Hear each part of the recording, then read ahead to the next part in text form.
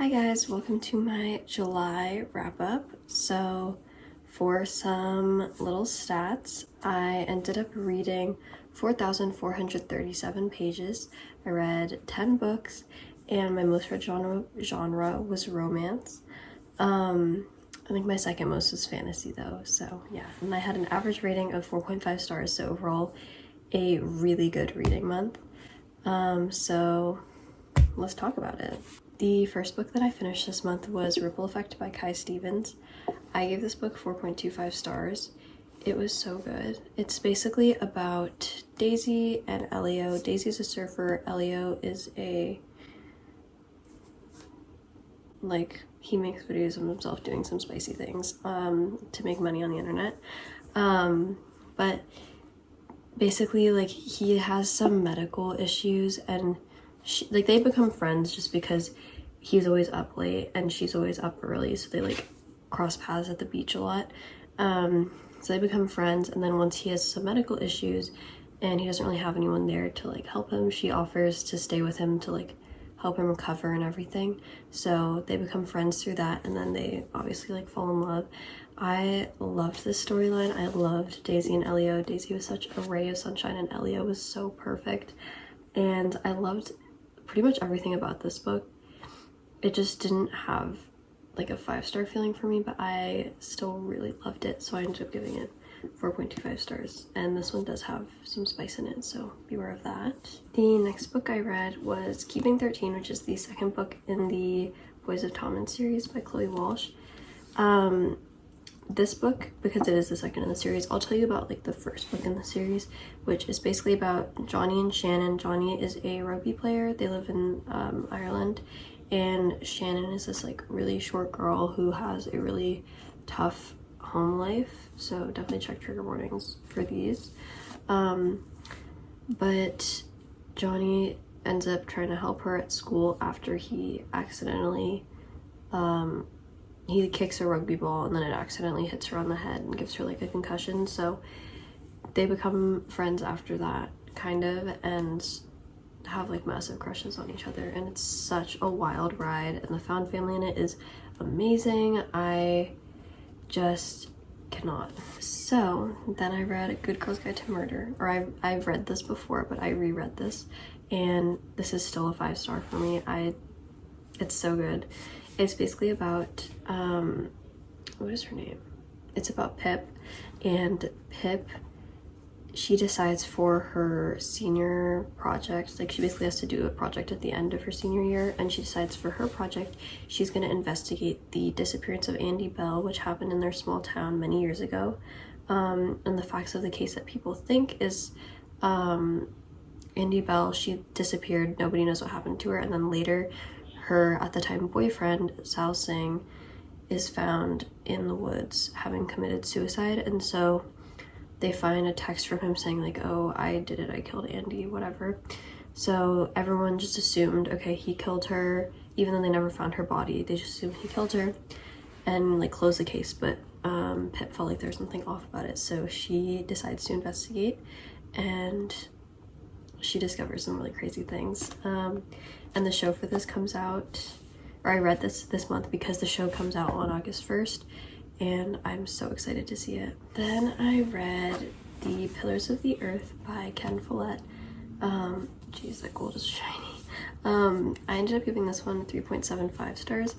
It's kind of hard to explain what this is about. It's basically set in the 1100s, 1200s, and it's about a lot of different people, but it's kind of just following the lives of various people at this time period, how their lives intersect, how they're fighting their battles, what's going on in this time period in the world. It was very engaging. I was never bored reading this, even though it is kind of a long book, but it didn't really have an overall deeper message or meaning. So, and I wish it did, because it totally could have. I could see how it could have, but it just didn't. So I'm gonna give this one 3.75. Then I read The Coworker by Frida McFadden, which I don't have a physical copy of. I ended up giving this book a 3.25. I didn't love it. It was unlike some of her more recent books, it's basically about this, I don't even remember any of their names.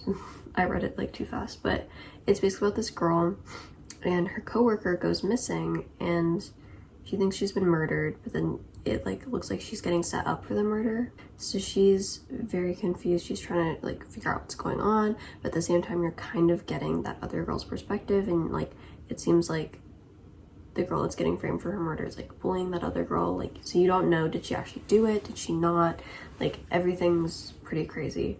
But I didn't end up loving it. I didn't like the plot twist. I didn't like the second half. The first half was intriguing, but I didn't love it. It was a little bit odd. So overall I did end up giving it a 3.25 because it was engaging. I read the whole thing in one sitting on a plane, so it was a good time, but it wasn't like that good as a thriller. Then I read The Ashes and the Stalker's King by Carissa Broadbent. This is the second book of the Crown and Nyaxia series. The first book is kind of about, it's about Araya, and she's a human girl who's raised by the king of vampires in this world. She's surrounded by vampires, so she's going into this competition that's like, you do a couple, like 3 trials. There's a lot of fighting amongst you and the vampires and everything. So she really has to be able to hold her own. She, being human, doesn't have powers, is significantly smaller than the vampires, less strong, whatever. But she's doing this to try to kind of become more powerful to be able to help her dad, the king, because she's like a human, so she is at a disadvantage in this world. This is the second book of that, and this book was so good. I ended up giving this 5 stars. It was just amazing. I have no words for it, and I don't want to spoil anything, but it was so good. Just, I'll leave it at that. It was just incredible the way the story went and like the way the romance went, like Then I read Crown of Midnight by Sarah J Maas. I ended up giving this one a 5 stars as well because it was just incredible. I loved so much of it. I loved the whole plot line and everything, and then the ending was so good. This is the second book. It's second or third depending on how you're reading it, but of the Throne of Glass series. It comes right after Throne of Glass. And the Throne of Glass series is basically about Selena Sardothian, who she is an assassin in this world where magic is like everywhere, but suddenly in the city or like the kingdom she lives in, magic just disappears. It's like banned, and then now no one can use it. So she's an assassin. Like something happened to her. She ended up basically in like a prison kind of, but they're like forcing her to do work like as a slave. So she's rescued out of there basically by the prince, who's saying, hey, the king's having a competition for who's going to be his like personal assassinator. I'm gonna enroll you as my champion because I think you can win, because she was like a really good assassin before she was imprisoned. This was the second book of second or third depending on how you read it, obviously. It was so good. I literally don't have words for how I felt while reading this because I was so shocked at the end, and everything about this was amazing. Then I read The Bodyguard by Catherine Center. This one I ended up giving 4 stars. It is about Jack, who is a movie star, and he is back in Texas in his hometown to be with his mom while she's undergoing a breast cancer treatment. And he, being a movie star, like has like stalkers, and you know, so his it's kind of like his record label, but like for an actor, they want him to have a bodyguard, so they hire this company. She's his bodyguard, and basically he doesn't want his mom to know that he's in danger because he doesn't want to put extra stress on her. So Hannah goes with him and has to pretend that she's his girlfriend. I really liked this one. I thought it was pretty cute, and the ending message was so good. Like the writing at the end was amazing. I will say, kind of towards the beginning, I feel like Catherine Center kind of sacrificed Hannah's like integrity and ability to do her job to like make her kind of the damsel in distress, and I was a little bit disappointed by that, and there were a few plot holes related to that, but overall it was pretty good, and I would recommend this one, so yeah.